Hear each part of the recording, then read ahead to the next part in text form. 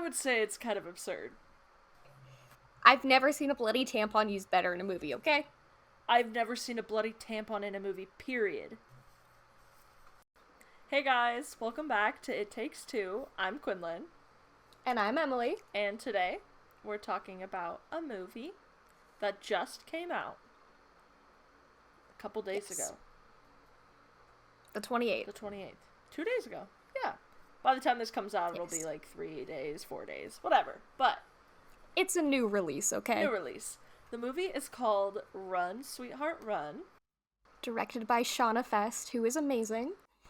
And so Emily got to see this movie early. So that's why she was like, we gotta watch it. And I was like, I'm so down. I have been waiting for this movie to be released publicly for 2 years. So I got to see this back in 2020 at Sundance, right before everything shut down. And it's honestly one of my favorite horror movies, probably of all time, because it's so different. Yeah, it was very different, unlike pretty much any horror movie I've seen. It's a social commentary and a horror movie at the same time, but neither one is overdone, but it has such a high production value too.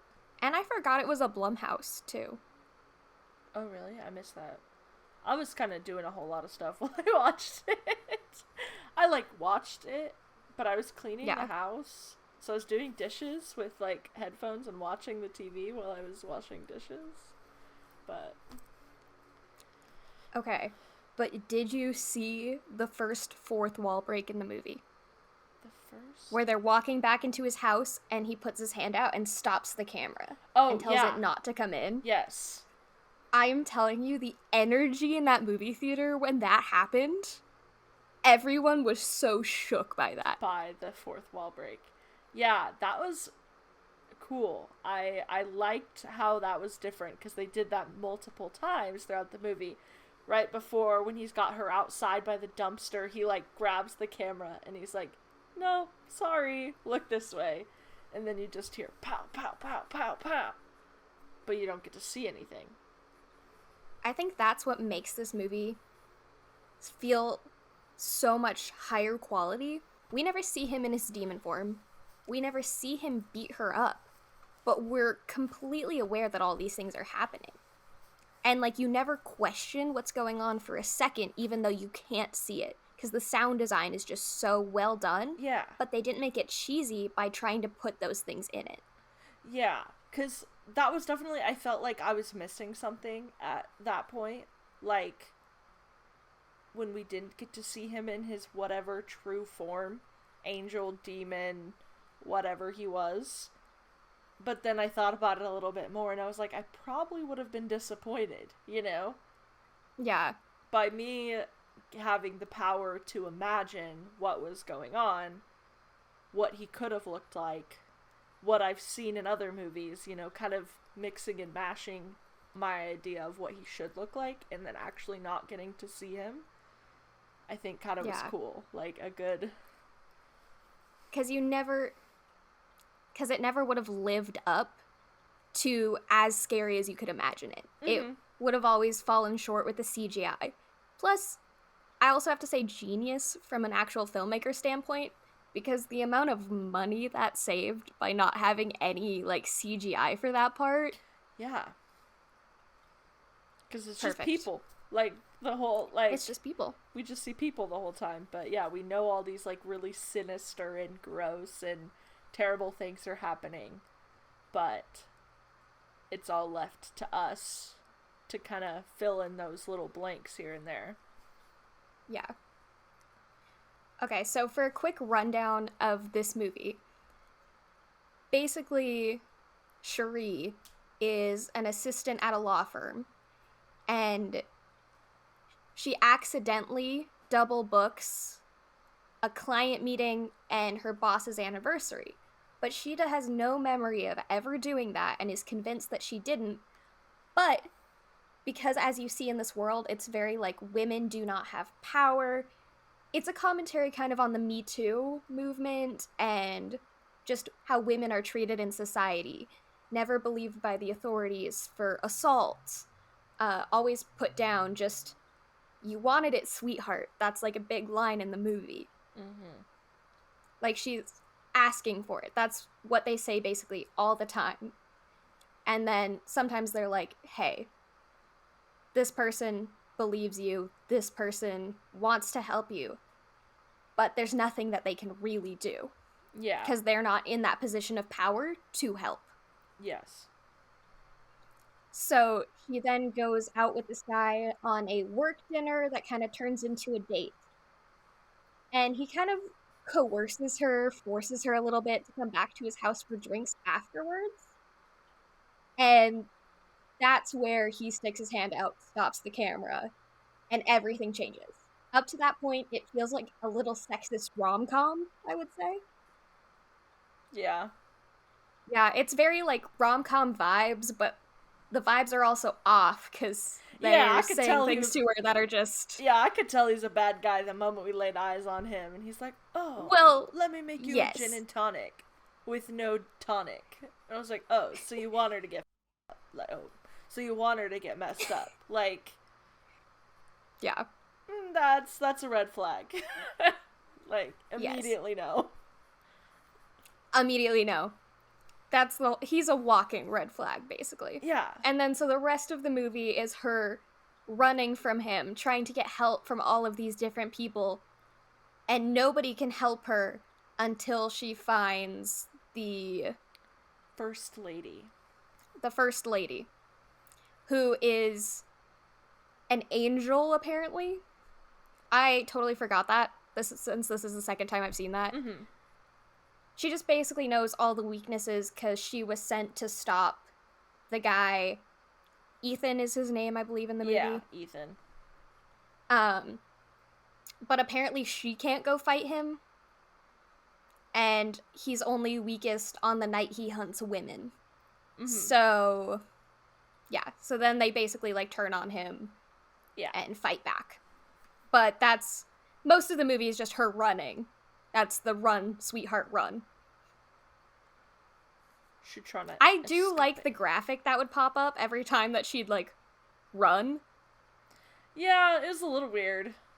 It was weird, but it was an interesting take, I feel like. But I've seen other movies do it, so I wasn't like, this is wrong, you know? Like, it's different because it was, like, the whole screen versus, like, you think about Zombieland, okay, that's immediately a movie that comes to mind where there's text on the screen and what they're talking about. He's like, rule number 44, you know, double tap type of thing. And it's part of the screen, but not necessarily the whole screen. It's just kind of like over in the corner here.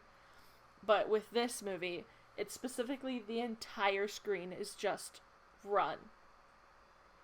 Like, nothing else. No one's saying run. Really, like, it's just another chance for her to get away, another chance for her to escape, to run, to do something, try to get out of the situation. I don't know if I'm correct in this, but I'd really love to make the assumption that each one of the runs, because I believe it pops up 3 times, if I'm correct. Each one of those, I want to say, is like a different act break in the movie, because at that point, after she runs, she kind of becomes a little bit of a different person. Yeah. So, like, she learns more, she becomes tougher. Each time. And it also, like, the tarot cards, just... Yeah, that act. It's all, like, different breaks in the movie. Yeah, that totally makes sense. Well, and then the last one is green versus the other ones not being green, you know, so... Big, even though it's not saying anything different than just run, you get that sense that it is something different happening here. It is something different now that it said run again versus the last time it says run. You know, things are different now. Definitely. One big thing that I remember someone actually bringing up, because after I originally saw this movie a couple years ago, there was a little panel afterwards with Shana, and somebody brought up the billboards in the film, which, I don't know, did you pay attention at all to those? I don't remember ever seeing a billboard. They were basically playing up the whole sexist idea of this film and how the world is like a kind of against the women in it. Mm-hmm. It's a very feminist movie without, it's both in your face, but not in like a cheesy or absurd way at the same time, I feel like. I would say it's kind of absurd. Okay. I've never seen a bloody tampon used better in a movie, okay? I've never seen a bloody tampon in a movie, period. And to have that many, I was like, okay, I get the point, but we're kind of going over the same thing here. Okay, with the billboards, there was one of like a woman in a very like sexual pose, upside down, and literally above her, it said, "Now open." I didn't notice the billboards at all. That was not something that... I paid more attention to it this time watching it. Okay. Because I remember people bringing that up last time. It's probably one of those things where you watch it a second time. Happens. Yeah. I definitely will say it still kept me on my toes just as much watching it the second time. Mm-hmm. And I think I like it so much because it's not necessarily like a scary movie. Yeah, I was never really scared. No, but it keeps you guessing. Yeah. Because you're like, what's gonna happen? What even is he? Yeah, like how is he gonna catch up again this time? Like what is gonna... The car scene is something that comes to mind. Like you knew something was about to happen that entire time. But you had no idea what. Yeah, they were in the car. You're like, something is going to happen. I mean, both times in the car. Because the car where she's with her ex-boyfriend and then the car with the random girls... The whole time you're sitting there, it's, just suspense, thriller, that type of thing. It's not really, like, scary, jump scare, this is happening, this scary. Yeah. Not terrifying, just... Yeah. I do love the break. When he gets hit by the car, I think that was pretty funny. Yeah. And he's just, like, munched. Yeah, and he just, like, cracks back up, and I'm like, oh, okay. Very much It vibes, Yeah. And that's when you start to realize that he's not really human at all. Because up until that point, you're like, what is wrong with this guy? Like, what is he? What's happening? So up until that point, it's more of, there's something off with this guy. Is he just rich and controlling, has power over people? Yeah. Like, what's going on? And then I found it really interesting when she's in her boss's computer, and it calls it a tithe to him. Because he's, like, their demon overlord. And I like how she described it, like, he's a demon, but he's just a twisted angel, so that's kind of, like, how they relate to each other. Yeah. Because she's saying that, like, all demons are just, like, fallen angels. They've kind of stemmed from the same thing, but how you use that power over humanity is really what's... Yeah, he gave very, like, Lucifer vibes, like... old school kind of definition of that. It was an interesting play on both, like, religious symbolism while being in, like, this sexist kind of world. Yeah. One complaint. It's just because how stupid she is. At the end, when she's trying to get him to come, and she starts clawing open all of her open wounds to start bleeding, so he comes. Yeah. Literally in the car, she had one single line of blood and he was there. Boom. There. Okay. But I can diffuse that a little bit. She's like, blood everywhere. And then it takes him forever. I was like... Okay, but I can define that one for you. Because when she was at the place, remember they were taking some of her blood so that it could be spread across the city? So she needed a higher concentration. I mean, it was still a little bit much. It was a lot. Especially, like there was an easier way than, like, clawing your face open. It's like, you're about to fight a demon angel thing. Like, you might want some energy and not try to lose all your blood right now. I do think the cheesy thing in this movie, I won't call it bad, because I don't think it's bad, because I don't know what else they would have done, was the fact that they killed him with fire, and that his black, powdery bloodiness... lit on fire like it was oil. Was flammable. Yeah. Because, like, I liked the concept of bringing him into the light. Because it is that, like, whole Me Too concept of, like, shining light on the abuser. Yes. I thought that was cool. 100%. But the fact that he was flammable was a little cheesy. It was a little weird. I was like, You just lit the ground on fire, and he just into flames. Yeah, I'll give you that one. That one was a little cheesy, but it was good. Because I mean, like, how else were you gonna kill him? Like, yeah, no, exactly. Like, blood, sword. Like, there wasn't really another option. No, there wasn't. There really wasn't. So we don't really want to give you guys too many spoilers or too much information about this movie because we actually want you to go see this. This isn't some old horror movie from the early 2000s that we love and think you might like, but this just came out literally on Friday. We are filming this over the weekend for you guys because we were so excited that this is coming out. This is literally our Halloween special for you. Go watch it. We've been seeing lots of other horror movies too, but that's the one you need to see right now. Yeah, because I've been to the movie theater recently, and I've just been going and seeing scary movie after scary movie after scary movie. And yeah, this is nothing like any of those. And I go for, like, all different genres of horror. I'm going for the ones where you just want to laugh at the people the whole time, like, this is stupid, versus, oh my god, I'm gonna cry and have nightmares later, scary. This is just a whole different type of genre. It's not in that same, in any category of those types of movies. Yeah, no, totally. And I was talking about this the other day, and I have been a little upset for the last 2 years that this movie was never released. Because it was gonna go to more festivals, and then obviously festivals shut down, and then Amazon bought it, and Amazon just sat on it for a while. For a long time. 2 years? Every couple months, I was looking this up and being like, I need you to watch this movie, Quinlan. Yeah. I need you to see this. And I just waited and waited. But I was really thinking about it the other day. Mm-hmm. And Amazon couldn't have released this movie during COVID. It would have not made sense to have a Me Too era movie released during a time frame where no one is in offices, no one is out in the world, no one is interacting with each other in the same way. Yeah. It would have felt so out of place. So from the actual, like, business marketing standpoint, it wouldn't have done well because it would have been so out of touch. Yeah. So I understand now. I'm glad it's finally out. People can actually watch it. You should go watch this movie. Yeah. You will not see me recommend another movie probably this hard, so. Who knows? Well, yeah. Well, you will see me recommend another movie this hard on Friday.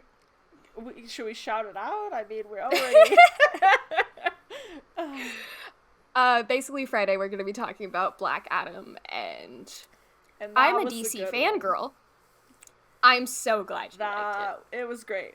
Yeah, we'll definitely... I know, I have so many things to say, and I'm trying so hard not to say them all right now. We're gonna push that, yeah. Friday the episode will come out, and we'll talk about that movie as well. And we'll probably push that one, you know, a lot, too. It was great, so... I really love every DC property, so... My dream job would be to work for DC and Warner Brothers.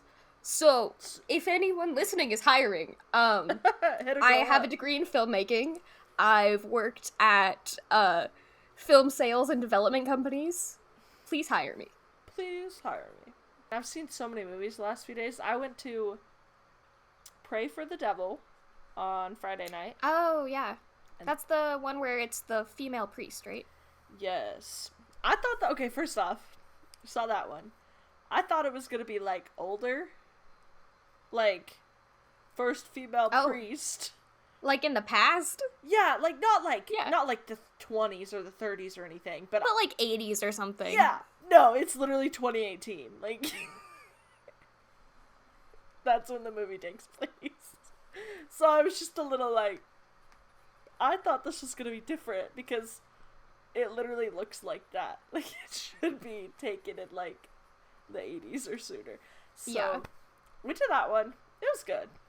It wasn't bad. But, Lila and Pacey both said they left it open for a second movie. And I was like, no, they didn't. I was like, there's a difference between, like, giving you closure at the end of a movie and making you want to guess what's gonna happen next versus Yeah. leading on to a sequel. Mm-hmm.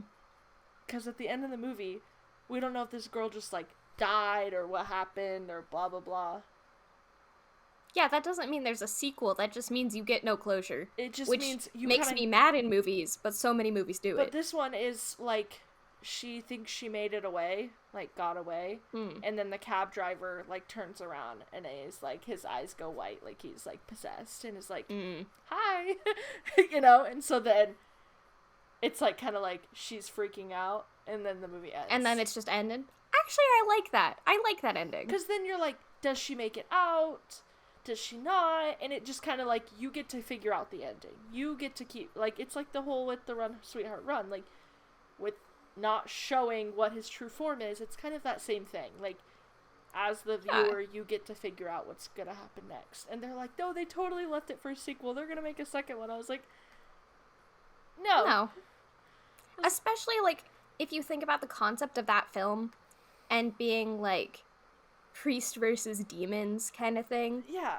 Like, what's she gonna exorcise every demon in the world? Like, they're gonna be coming for her if that's the whole plot of the movie. Yeah. So, like, that doesn't mean there's a sequel. No. That just means we saw this window into their world, and she's still in that world. She's still, trying to figure out what's going on. And so, yeah, I was like, I'll talk to Emily about it. She'll get the whole difference between not a sequel and leading into a sequel. Because it's usually very obvious when movies are leading into a sequel. Yeah, because, like, have you seen Enola Holmes? Yes. Like, I'm so surprised that movie got a sequel, because it was good, but it did the same thing of, like, oh, now she's just living in this world, continuing her journey. We don't really know what she's gonna do, but we know she's good. She's good, she's just herself. And now the movie has a sequel. Yeah, exactly. Yeah. So it's kind of like, there's some movies that it's obvious, there's some movies where it's obvious it's not a sequel, and then, like, it's worse if the sequel's like, built in. Yeah. Unless it's, like, a pre-written property, I feel like, then you can kind of pull off the sequel trilogy thing. Yeah. But very few times, especially in the horror genre, can you really pull that off. Yeah. Oh, Terrifier, though? I haven't heard of that one. Terrifier, it's a clown, you wouldn't like it. Nope. Me and Lila watched it the other day, because Terrifier 2 is playing in theaters right now, and I want to go see it. Okay. But I need somebody to watch the first one with me, so I can go watch the second Valid. one.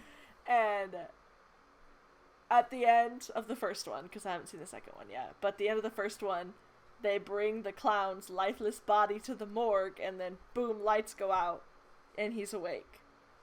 Like, and so they make a second one, and so...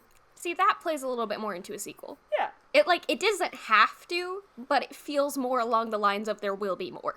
Exactly, and I think, some movies do it great, some movies don't. And then for some, it's obvious when some are like, there's nothing left to show you. Why would you want another one?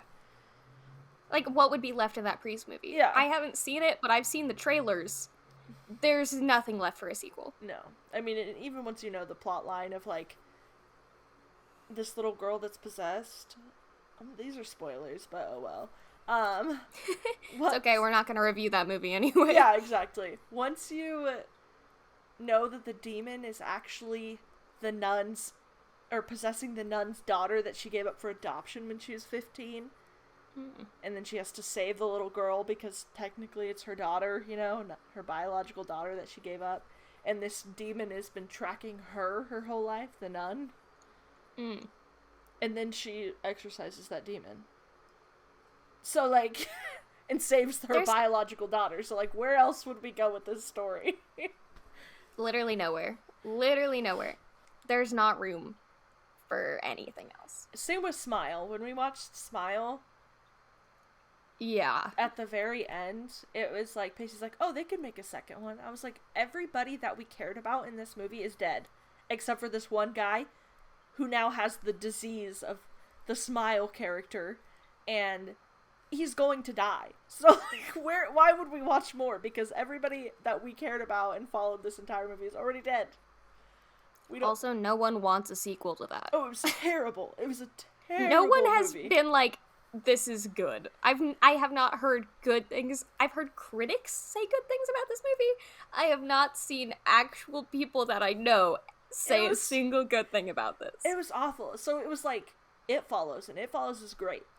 It's kind of that same, everyone makes that comparison to that one. Passing along this demon that is trying to kill you. Yeah. So, but it's just through suicide and traumatic events is how it's done. And so it's basically a knockoff of It Follows, and then Smile with the girl from Pretty Little Liars, or Truth or Dare. With the girl from Pretty Little Liars. They're like the whole like creepy ass smile, and then you're gonna die if you don't play Truth or Dare. Yeah. It's literally like those two movies and 100 times worse. Yeah, because at least like It Follows, it's a good movie. It is. It's really good. I actually liked it more than I thought I would. Mm-hmm. But like they had a way out.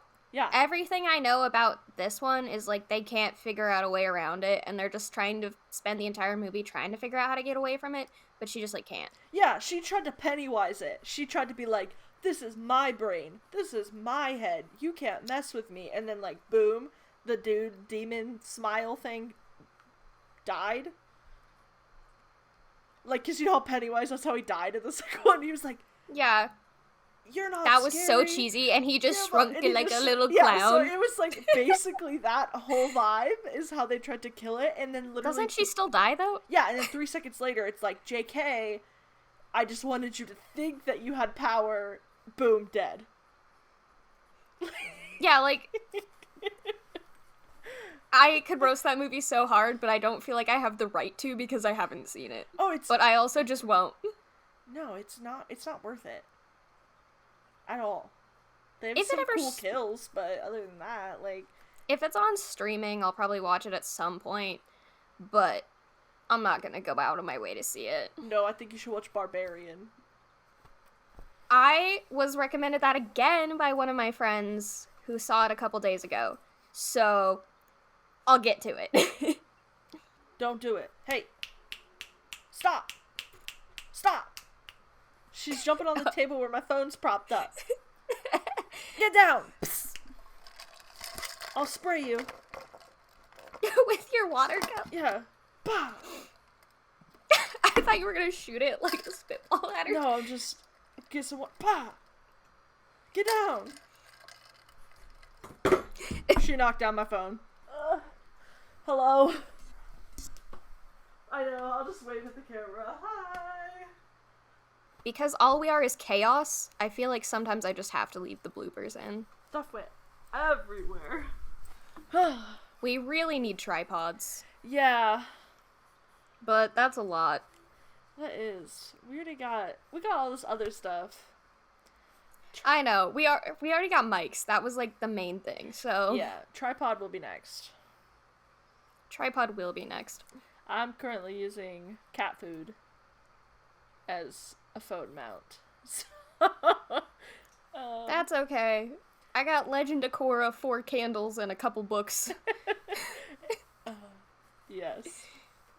Our setups look so cute, but then like if you actually saw how we're propped up, it's something. Or if you saw anything outside of the frame that I'm currently in, it's utter chaos. I promise we're professionals.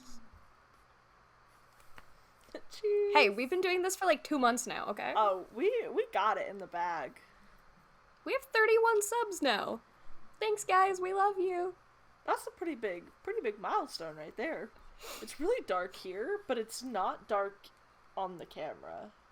I know, because your camera always looks good. But it's really dark right here, like in this particular. I went too overboard with mine. Mine's on like professional settings, and I have like the exposure and everything leveled out the way I would on a camera because I'm that person. Yeah, I don't really know what's happening. I just work here. I just come I'm more here disappointed because yours always looks good. I just come here and I sit and I talk and I be funny and then... And it looks decent, and that makes me upset because I have one light silked, I have an adjustable temperature light over there, I've got a backlight here, and yours looks honestly just as good. A little yellow, but that's just the color temperature of your house, and then I go in and color correct it anyway. Yeah, my house is a nasty yellow, so can't really help that.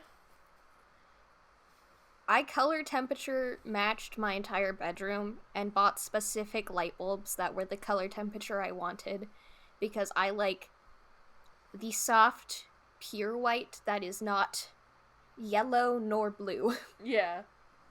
I like neutral light, and I went a little overboard. This light bulb behind me, I'll show you something fun. Okay. I hope it should be hot. So there's a switch on the actual light bulb itself that I can change the color temperature of the light bulb. Whoa. Yeah. That's weird. Fancy. Yeah, no. It's because those were the only light bulbs that came in the color temperature I wanted, and that was the only way I could get it. I just remembered something about my house really quick. All of the lights are light bulbs. They're colorful light bulbs. Oh, here it is. Wait, you can just... I'm pink now.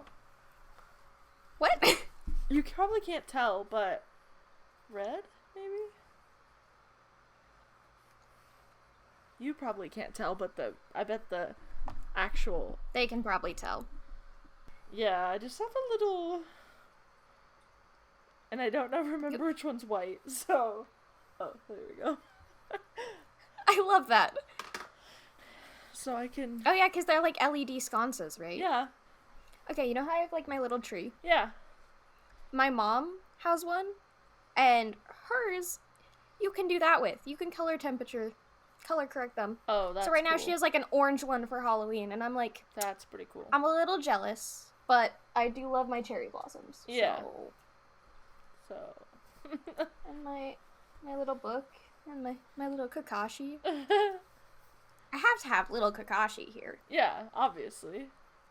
There's a TikTok audio, and it's something along those lines, like, what happened to the original plot of the movie?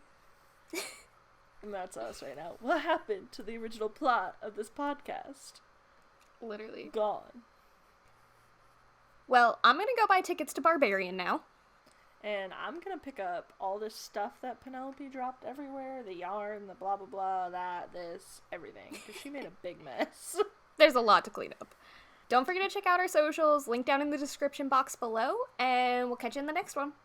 Peace out, Cub Scout.